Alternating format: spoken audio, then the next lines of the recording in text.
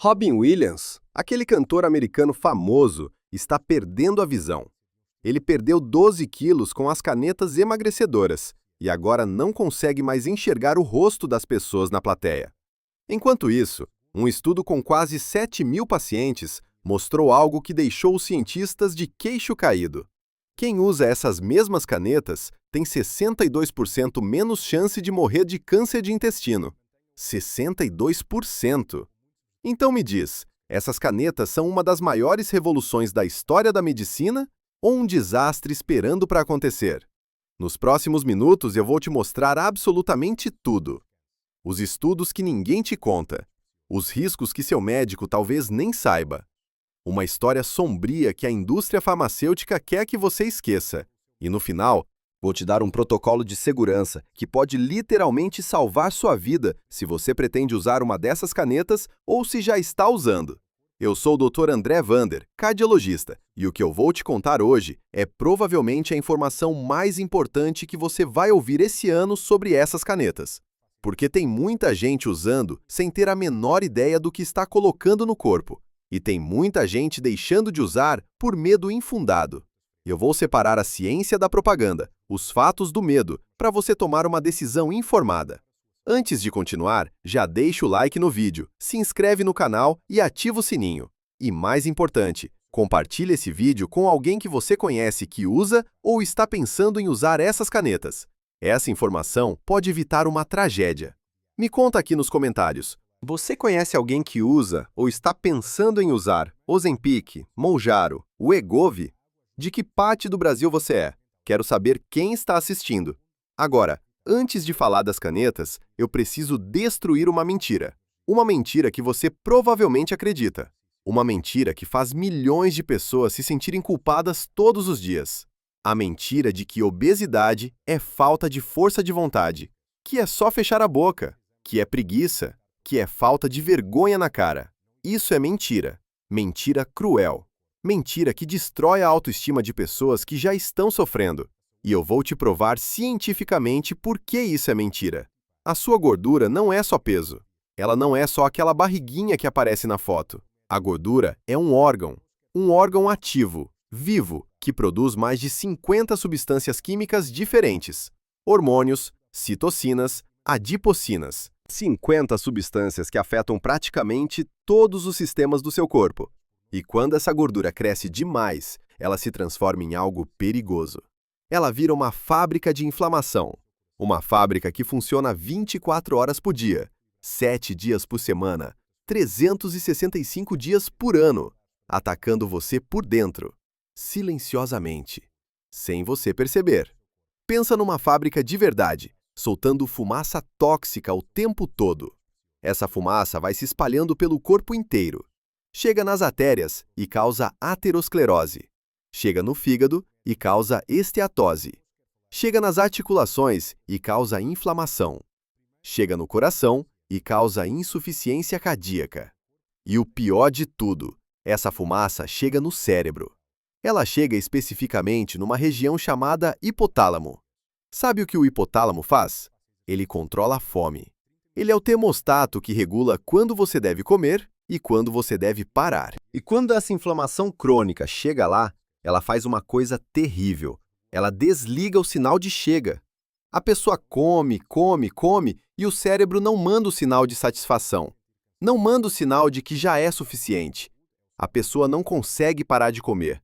Não porque é fraca, não porque não tem força de vontade, mas porque o cérebro dela literalmente parou de ouvir o corpo. É como se você estivesse tentando ouvir alguém te chamando, mas estivesse usando o fone de ouvido no volume máximo. O sinal existe, mas não chega. Um estudo publicado na revista Nature em 2022 mostrou exatamente isso. Pesquisadores da Universidade de Yale mediram a atividade do hipotálamo em pessoas obesas e pessoas magras. Nas pessoas obesas, a resposta do hipotálamo aos sinais de saciedade era até 40% menor. O cérebro simplesmente não estava recebendo a mensagem. E agora eu quero que você preste atenção no que eu vou dizer. Se você já se sentiu culpado, culpada, por não conseguir parar de comer, se você já chorou de noite pensando por que você não consegue ser como as outras pessoas, Se você já ouviu alguém te chamar de fraco, de preguiçoso, de sem vergonha, eu quero que você respire fundo agora, porque o problema nunca foi sua mente fraca, era sua biologia gritando mais alto que sua razão. E eu estou aqui para te mostrar que existe esperança, que existe uma forma de fazer seu cérebro voltar a ouvir o sinal de chega. Daqui a pouco, eu vou te mostrar como as canetas tentam resolver exatamente esse problema. Mas antes, você precisa conhecer o cemitério dos remédios para emagrecer. Porque se a gente não conhece a história, a gente está condenado a repetir os erros. Início do século XX. Fábricas de explosivos nos Estados Unidos. Trabalhadores começaram a perceber algo estranho. Eles estavam emagrecendo. Sem fazer dieta, sem fazer exercício, perdendo peso de forma inexplicável. Os médicos investigaram. Descobriram que uma substância usada na fabricação de explosivos estava acelerando o metabolismo dessas pessoas. O nome da substância? Dinitrofenol, DNP. E o que você acha que aconteceu? Alguém teve a brilhante ideia de transformar isso em remédio para emagrecer. Funcionava? Funcionava. As pessoas emagreciam rapidamente. Mas a que custo? Cegueira, catarata em pessoas jovens, neuropatia periférica. E em doses um pouco mais altas, morte, por hipertermia. O corpo literalmente cozinhava por dentro. A pessoa tinha febre tão alta que os órgãos falhavam. Em 1938, o dinitrofenol foi classificado como veneno e banido. Mas a busca pelo remédio milagroso não parou. Anos 40, Segunda Guerra Mundial. Soldados americanos precisavam ficar acordados durante combate, às vezes por dias seguidos. A solução? Anfetaminas. Funcionava perfeitamente. Os soldados ficavam alertas, cheios de energia, prontos para lutar. E como efeito colateral, não sentiam fome. Depois da guerra, alguém teve outra brilhante ideia. E se a gente vendesse isso para a população civil como remédio para emagrecer? Foi o que fizeram. E aí veio uma das maiores loucuras da história da medicina: as Rainbow Pills, pílulas arco-íris. Sabe o que tinha nessas pílulas? Anfetamina misturada com hormônio de tireoide, diurético, laxante, digitálico, tudo junto numa única cápsula. Cada médico podia fazer sua própria fórmula, sua própria combinação. E virou uma mina de ouro. Um médico podia comprar 100 mil comprimidos de anfetamina por $70 e vender por $12.000. Lucro de mais de 15.000%. Todo mundo queria entrar nesse negócio. Em 1970, quase 10 milhões de americanos estavam tomando algum tipo de anfetamina para emagrecer. Quase 5% da população inteira do país. 10 milhões de pessoas. Consequências? Vício, porque anfetamina vicia. Psicose, porque anfetamina em dose alta causa surtos psicóticos. Arritmias cardíacas, porque anfetamina acelera o coração de forma perigosa. Hipertensão descontrolada. Alucinações. Morte. Você lembra da Marilyn Monroe, a atriz mais famosa da época? Ela morreu com anfetaminas no corpo, junto com barbitúricos, a combinação que matou. E sabe uma coisa interessante? Uma dessas anfetaminas usadas para emagrecer nos anos 60 foi reformulada e hoje é vendida como remédio para TDAH. Venvance. Lisdexanfetamina. O mesmo princípio ativo que destruía vidas agora é prescrito para crianças com déficit de atenção. A história às vezes dá voltas estranhas. Mas o maior desastre ainda estava por vir. E esse você precisa conhecer em detalhes. Se esse conteúdo está sendo útil, deixe o like agora. Isso ajuda o vídeo a alcançar mais pessoas que precisam dessa informação. Anos 90. A indústria farmacêutica desenvolveu uma combinação de dois medicamentos, fenfluramina e fentermina. O nome comercial? Fen-Phen. Funcionava de forma impressionante. As pessoas emagreciam muito e rápido. A febre foi imediata. Em 1996, só nos Estados Unidos, foram emitidas 18 milhões de prescrições de Fen-Phen. 18 milhões! Era o remédio mais prescrito no país. Médicos receitavam para qualquer pessoa que quisesse perder peso. A propaganda era massiva. Todo mundo queria. Até que em 1997 começaram a aparecer os casos. Mulheres jovens, saudáveis, sem nenhum problema cardíaco prévio, apareciam nos consultórios com as válvulas do coração completamente destruídas. Precisavam de cirurgia cardíaca de emergência para trocar as válvulas. Algumas morreram esperando o transplante. Outras desenvolveram hipertensão pulmonar. Sabe o que é hipertensão pulmonar? É quando a pressão nas artérias do pulmão sobe de forma descontrolada. É uma condição gravíssima, muitas vezes fatal. Pessoas jovens que só queriam perder alguns quilos, desenvolvendo doença cardíaca terminal. O Fen-Phen foi retirado do mercado às pressas. Vieram os processos judiciais, milhares de processos, e o laboratório pagou 21 bilhões de dólares em indenizações. 21 bilhões! Um dos maiores acordos judiciais da história da indústria farmacêutica. E essa não foi a última vez. A história se repetiu várias vezes. Sibutramina. Lembra dela? Meridia, Reductil. Era o remédio queridinho para emagrecer nos anos 2000. Até que em 2010, um grande estudo chamado SCOUT mostrou que ela aumentava significativamente o risco de infarto e AVC. Foi retirada do mercado na maioria dos países. No Brasil demorou mais, mas eventualmente também foi proibida. Efedra, usada em suplementos para emagrecer e para dar energia. Em 2004, foi banida pela FDA americana depois de causar ataques cardíacos, convulsões e mortes, incluindo a morte de um jogador de beisebol profissional durante um treino. Rimonabant. A Complia era o nome comercial. Lançado em 2006 com grande esperança, funcionava bloqueando os receptores canabinoides no cérebro, os mesmos receptores que a maconha ativa. A teoria era que bloqueando esses receptores, a pessoa perderia a vontade de comer. Funcionava para emagrecer, mas causava algo terrível: depressão severa, ansiedade e ideação suicida. Eu preciso te contar uma história pessoal agora.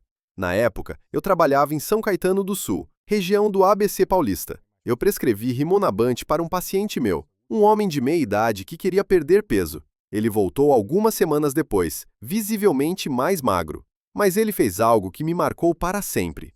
Ele trouxe a caixa do remédio e colocou na minha mesa. Disse assim: "Doutor, pode ficar com esse remédio, eu não quero mais." Eu estranhei. Falei: "Mas está funcionando, você emagreceu, é caro esse remédio." Por que você quer parar? Ele me olhou nos olhos e disse algo que eu nunca vou esquecer. "Doutor, eu moro em São Paulo, num apartamento no 24º andar. E desde que eu comecei a tomar esse remédio, quando eu olho pela janela, tem alguma coisa me chamando lá embaixo. Eu nunca tive nada disso na minha vida. Nunca tive depressão, nunca pensei em me machucar. Minha vida está ótima, mas esse remédio está fazendo alguma coisa com minha cabeça." Pouco tempo depois, o Rimonabant foi retirado do mercado mundial. Casos de suicídio foram reportados em vários países. Então me responde uma coisa. Toda vez que apareceu um remédio novo para emagrecer na história da medicina, ele falhou. Toda vez. Causou mais mal do que bem. Por que agora, com as canetas de GLP-1, seria diferente? E aqui vem o ponto crucial. O ponto que muda tudo. O ponto que nenhum laboratório quer que eu te diga abertamente, mas que pode ser a maior descoberta acidental da história recente da medicina. A história muda aqui. E muda por um motivo fundamental. Pela primeira vez, a gente entendeu onde a obesidade realmente começa. Não é no estômago, não é na boca, não é na força de vontade. É no cérebro. Cientistas descobriram um hormônio chamado leptina. A leptina é produzida pelas células de gordura. Quanto mais gordura você tem, mais leptina você produz. E a função da leptina é avisar o cérebro: "Olha, já tem gordura suficiente aqui. Pode parar de comer, estou satisfeito." O problema é o seguinte: pessoas obesas têm muita leptina no sangue. Às vezes têm níveis altíssimos de leptina. Mas o cérebro não escuta. O sinal existe, está lá circulando no sangue, mas o cérebro desenvolveu resistência. Ele parou de responder. É exatamente igual à resistência insulínica no diabético tipo 2. O diabético tem muita insulina no sangue, às vezes mais que uma pessoa normal, mas as células não respondem. Desenvolveram resistência. O hormônio existe, mas o corpo parou de ouvir. E aí entra o GLP-1, o protagonista dessa história toda. GLP-1 significa peptídeo semelhante ao glucagon tipo 1. É um hormônio que seu próprio intestino produz naturalmente. Toda vez que você come, seu intestino libera GLP-1. E esse hormônio faz 3 coisas fundamentais. Primeiro, ele avisa o pâncreas para liberar insulina na quantidade certa. Segundo, ele avisa o estômago para esvaziar mais devagar, prolongando a sensação de saciedade. E terceiro, e mais importante, ele avisa ao cérebro que você está satisfeito. O GLP, um natural que seu corpo produz, dura apenas alguns minutos no sangue. Ele é rapidamente degradado por uma enzima. As canetas, o Ozempic, o Mounjaro, o Wegovy, contêm versões modificadas do GLP-1 que duram muito mais tempo, dias em vez de minutos. Isso permite que o sinal de saciedade chegue ao cérebro de forma consistente e prolongada. Agora guarde essa imagem na sua cabeça, porque essa é a metáfora que vai fazer você entender tudo sem precisar ser médico. As anfetaminas do passado eram como uma marretada no seu cérebro para ele parar de sentir fome. É como se a porta da fome estivesse aberta e alguém, à força bruta, quebrasse a fechadura. Funciona? Funciona. A porta fecha, mas destrói a casa junto. Destrói o sistema de recompensa, causa vício, causa psicose, causa arritmia. Já o GLP-1 é o oposto completo. O GLP-1 é como ajustar o termostato da sua casa. Você não está quebrando nada, não está forçando nada. Você está apenas regulando, com inteligência, um sistema que já existe no seu corpo. É como trocar um software antigo e bugado do seu computador por uma versão atualizada que funciona direito. Não é instalar um programa invasivo que vai travar o sistema. É corrigir um bug que estava fazendo tudo funcionar errado. Não é um estimulante que força seu corpo a fazer algo que ele não quer. É um hormônio que seu corpo já produz naturalmente. A caneta só aumenta a quantidade e a duração desse sinal. Pela primeira vez na história, não estamos forçando o corpo. Estamos ajudando ele a fazer o que ele já deveria fazer. Então funciona? Funciona. Até demais. E aqui que entram os dados positivos que fizeram os cientistas arregalarem os olhos. Outubro de 2025. Revista JAMA Oncology. Uma das publicações mais respeitadas do mundo na área de oncologia. Um estudo gigantesco. 86 mil pacientes analisados. Metade usava GLP-1, metade não usava. Acompanhados por anos. Resultado? Quem usava GLP-1 tinha 17% menos risco de desenvolver câncer. Não um tipo de câncer específico, 14 tipos diferentes de câncer. Câncer de ovário, 47% menos. Câncer de endométrio, 25% menos. Meningioma, que é um tumor cerebral, 31% menos. Mas o dado mais impressionante veio logo em seguida. Novembro de 2025. Pesquisadores da Universidade da Califórnia, em San Diego, publicaram outro estudo. Quase 7 mil pacientes com câncer de cólon e obesidade. Compararam quem usava GLP-1 com quem não usava. Acompanharam por 5 anos. A mortalidade foi de 15% para quem usava GLP-1, mas 37% para quem não usava. 62% menos chance de morrer de câncer. Não de ter câncer, de morrer de câncer. O câncer era o mesmo, mas quem usava GLP-1 sobrevivia muito mais. Por quê? Lembra da fábrica de inflamação que eu te expliquei lá no começo? A inflamação crônica é combustível para o câncer. O câncer adora inflamação. Ele cresce mais rápido em ambiente inflamatório. O GLP-1 reduz a gordura, reduz a inflamação e talvez esteja tirando o combustível que o tumor precisa para crescer.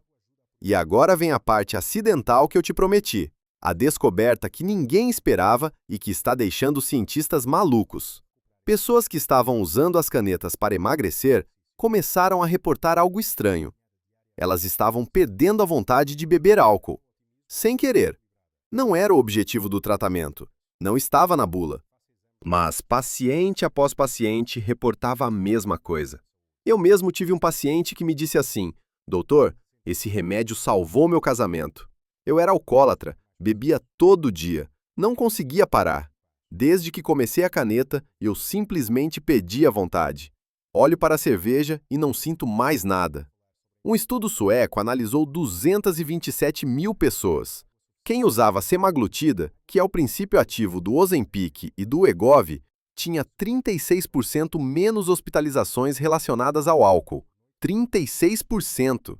Sabe quantos remédios específicos para alcoolismo reduziram nas mesmas comparações? Zero. Nenhum efeito estatisticamente significativo. Um remédio para emagrecer funcionando melhor que remédios desenvolvidos especificamente para parar de beber? Por quê?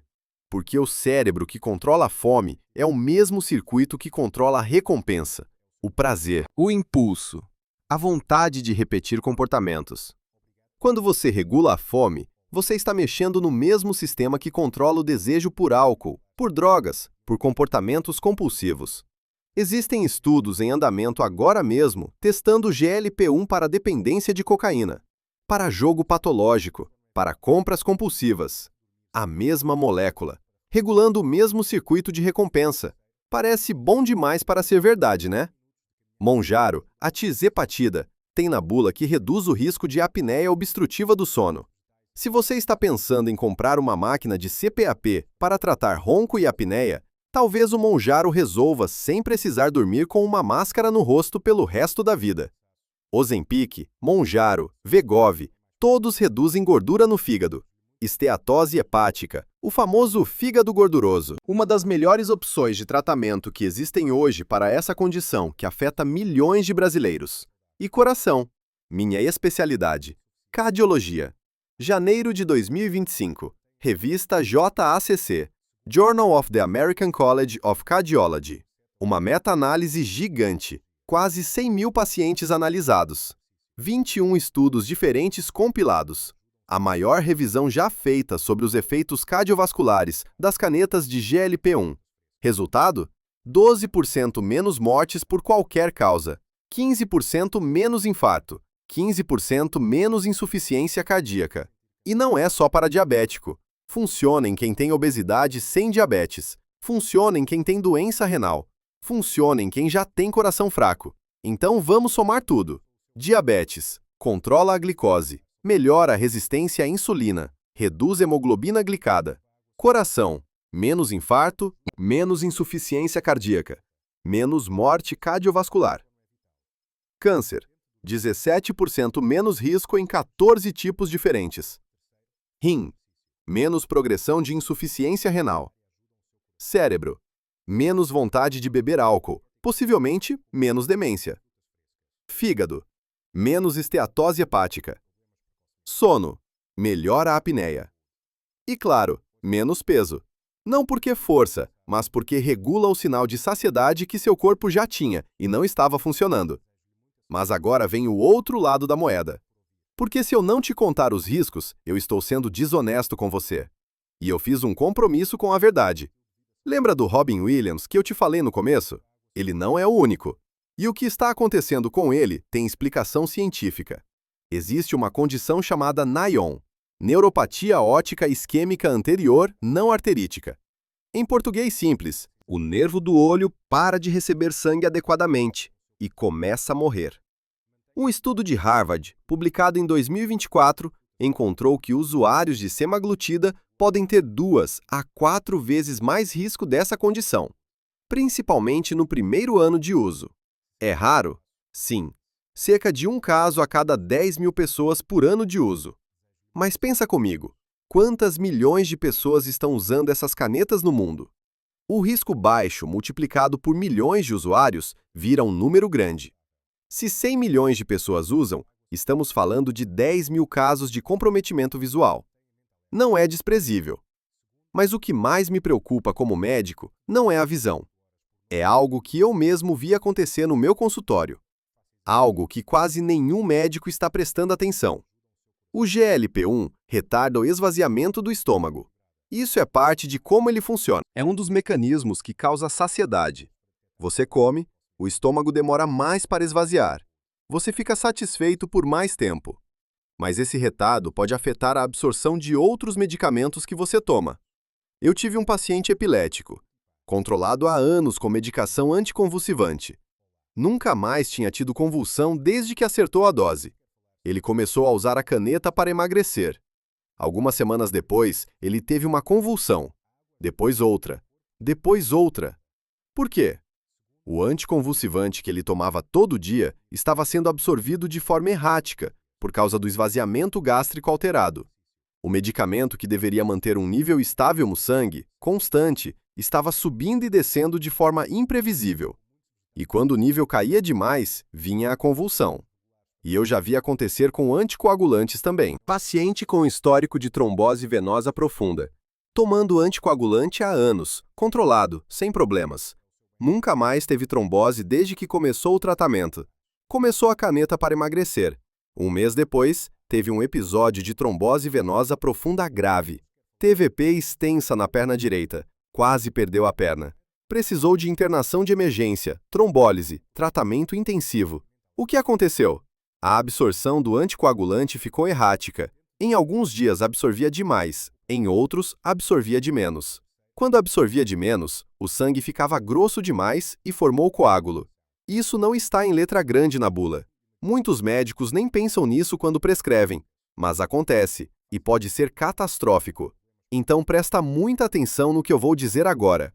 Isso aqui é literalmente uma mensagem de segurança que pode salvar sua vida. Se você toma anticonvulsivante para epilepsia, anticoagulante para afinar o sangue, imunossupressor para transplante ou doença autoimune, antiarrítmico para problemas de ritmo cardíaco ou qualquer outro medicamento de janela terapêutica estreita, isso significa medicamentos em que a diferença entre a dose eficaz e a dose tóxica é pequena, você precisa conversar com seu médico antes de começar qualquer caneta de GLP-1. Melhor ainda, pega esse vídeo agora, manda para o seu médico e pergunta diretamente: Doutor, o que o cardiologista explicou sobre a absorção errática de medicamentos se aplica no meu caso? Use esse vídeo como ferramenta de consulta. Isso pode evitar uma convulsão. Pode evitar uma trombose. Pode evitar uma arritmia fatal. Pode salvar sua vida. E tem mais efeitos colaterais que você precisa conhecer. Náuseas e vômitos. Muito comuns, especialmente no início do tratamento. Algumas pessoas não conseguem tolerar. O truque é começar com dose baixa e aumentar gradualmente, mas mesmo assim, algumas pessoas não se adaptam. Gastroparesia. O estômago fica tão lento que para de funcionar direito. Você come e a comida fica parada lá por horas, causando desconforto intenso, refluxo, vômitos. Pancreatite. Inflamação do pâncreas. Rara, mas grave. Se você sentir dor abdominal intensa que irradia para as costas, procure emergência imediatamente. Perda de massa muscular. Quando você perde peso muito rápido, não perde só gordura, perde músculo também. E perder músculo é péssimo, especialmente para idosos. Aumenta risco de quedas, de fraturas, de sarcopenia. Por isso, é fundamental fazer exercício de resistência, musculação, junto com o uso da caneta, para preservar a massa muscular enquanto perde gordura. Flacidez de pele, especialmente em quem perde muito peso rapidamente. A pele não acompanha a velocidade da perda de gordura e fica sobrando. Não é só questão estética, pode causar problemas de higiene e infecções nas dobras. Agora vem a pergunta que todo mundo faz, e a resposta pode te incomodar. Vou ter que tomar isso para o resto da minha vida? Minha resposta honesta? Provavelmente sim. Na maioria dos casos, sim. E antes que você ache que isso é um problema do remédio, deixe eu te mostrar uma coisa. Janeiro de 2026, British Medical Journal. Analisaram mais de 9.000 pessoas que pararam de usar GLP-1, Ozempic, Mounjaro, Wegovy. O que aconteceu? O peso voltou. Em média, 0,4 kg por mês com semaglutida. Com tirzepatida, 0,8 kg por mês. Em menos de 2 anos, a maioria das pessoas estava de volta ao peso inicial. Às vezes até mais pesadas do que antes de começar. Agora me responde uma coisa. Você pergunta para o hipertenso se ele vai tomar remédio de pressão para o resto da vida? Você questiona o diabético tipo 1 que usa insulina todo dia? Você acha estranho a pessoa com hipotireoidismo tomar levotiroxina para sempre? Obesidade é uma doença crônica. Doenças crônicas precisam de tratamento contínuo. O problema é que a gente não trata a obesidade como doença. A gente trata como falha moral. E isso está errado. Chamar GLP-1 de muleta é como chamar insulina de muleta. Não é ciência, é preconceito. Mas aqui tem um ponto importante. Existem dois tipos de pacientes. Paciente tipo 1. Ele me diz assim: doutor, eu não estou mais comendo a pizza inteira. Antes eu comia uma pizza sozinho. Agora como 2 pedaços e fico satisfeito. Mas continua comendo pizza, continua bebendo refrigerante, continua com os mesmos hábitos, só em quantidade menor. Esse paciente provavelmente vai precisar do remédio para sempre, porque o único fator limitando a ingestão dele é o medicamento. Se tirar o medicamento, ele volta a comer a pizza inteira. Paciente tipo 2. Ele me diz assim: doutor, eu mudei. Comecei a comer mais frutas, mais verduras. Cortei ultraprocessados. Comecei a fazer exercício. Estou dormindo melhor. Estou mais consciente do que coloco na boca. Esse paciente talvez consiga reduzir ou até parar o medicamento eventualmente, porque ele usou a caneta como um empurrão inicial, uma forma de fazer o cérebro voltar a ouvir os sinais de saciedade. Mas ele aproveitou essa janela para mudar hábitos de verdade. E esses hábitos podem sustentar o peso perdido mesmo sem a medicação. A caneta pode ser uma muleta temporária para quem está disposto a reaprender a andar. Ou pode ser uma cadeira de rodas permanente para quem não muda mais nada. A escolha é sua. Então as canetas são a salvação ou o desastre? Nenhum nem outro. Elas são a primeira vez na história que a medicina está tentando tratar a obesidade onde ela realmente começa, no cérebro.